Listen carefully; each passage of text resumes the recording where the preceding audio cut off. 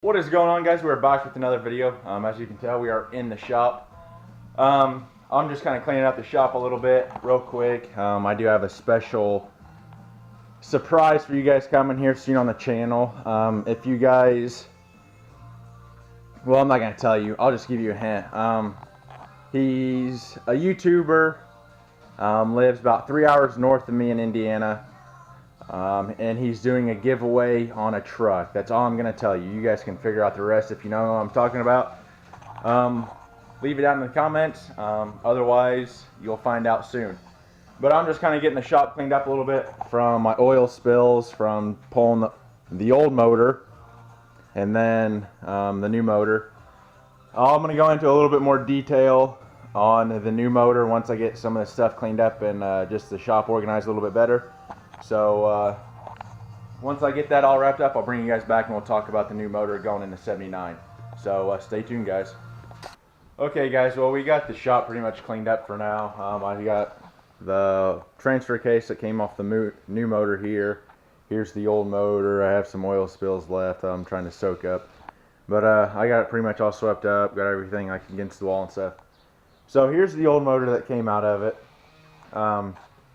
It is a 350. It was carburetor.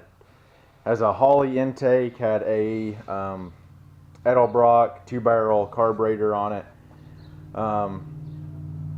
This is what came out of the truck. This was a Jasper rebuilt motor. I'm not sure when it was put in or anything, but the new motor over here is a. Oh, there's a transfer case I was talking about. That's the old one that came off that motor, and like I said, that's the one that came off this one. This motor is the casting number on the back says it was manufactured in '86, but it's got different heads on it. It's got it was a TBI, which is throttle body injected, and it's all different. So down here is where you'd have a fuel pump. It's got a block plate on here, so I can run a carburetor setup now. I went ahead and bought the Edelbrock Performer intake for it. It's a 4-barrel setup, so I can run my Edelbrock 4-barrel carb on it now. I got all this cleaned up.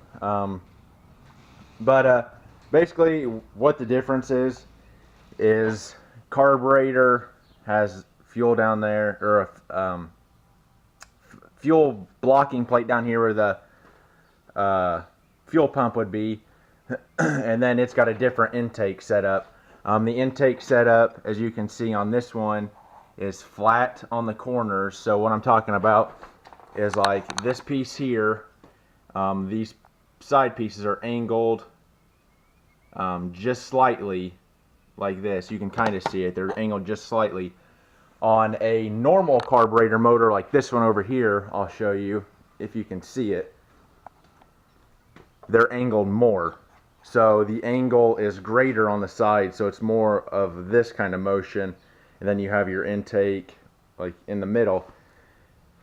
The TBI motor doesn't have that, so I had to go out and buy a new intake. People are saying you can drill those holes out to make a carburetor intake fit on a TBI, but I just went out and bought one. I have new heads coming for it, or valve covers, excuse me, new valve covers coming for it. So yeah, I'm gonna take it over to my buddy Chad's to help me finish it. Like I said, I have a surprise coming, so I need to kind of get this stuff picked up. I'm gonna just set the motors on the back of the truck for now. I'm gonna park the truck over in the shed. I'm gonna throw a tarp and stuff over the motor, so it kind of keeps the moisture from dripping on it and stuff. So as far as that goes, I'm just going to take it over there. I'm going to still go over there and try and get some videos. We're going to swap trannies because I planned on just swapping transfer cases, but this shaft here where this transfer case was is a hell of a lot longer than that one. Where you have about 2 inches there, you have about 6 to 8 inches here. So what I'm going to have to do is probably pull the tranny off and swap them. I'll probably go ahead and change seals and bearings and everything in that. Probably go ahead and buy a clutch kit. I think bearings and seals and everything and a clutch kit's probably going to be $200, $225 roughly.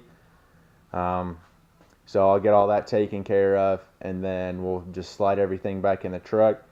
I got to put the engine mount back in yet. Here's the front drive shaft, and the cross members out there and laying next to the truck. So like I said, I'm going to take it over to my buddy's Chad, over to Chad's house. He's going to help me finish it. Hopefully here in about 2 weeks it'll be going over there. So hopefully in about a month and a half to 2 months at most, we'll be the new motor will be dropped in the truck. Maybe not running, maybe it will be running, not sure yet. So I'm looking forward to that. Be sure to like this video, subscriber if you're a first-time viewer. Hope you guys like the content so far. Like I said, I got a pretty big project coming in, so be sure to stay tuned on that, and I'll see you guys again. Peace. Japan.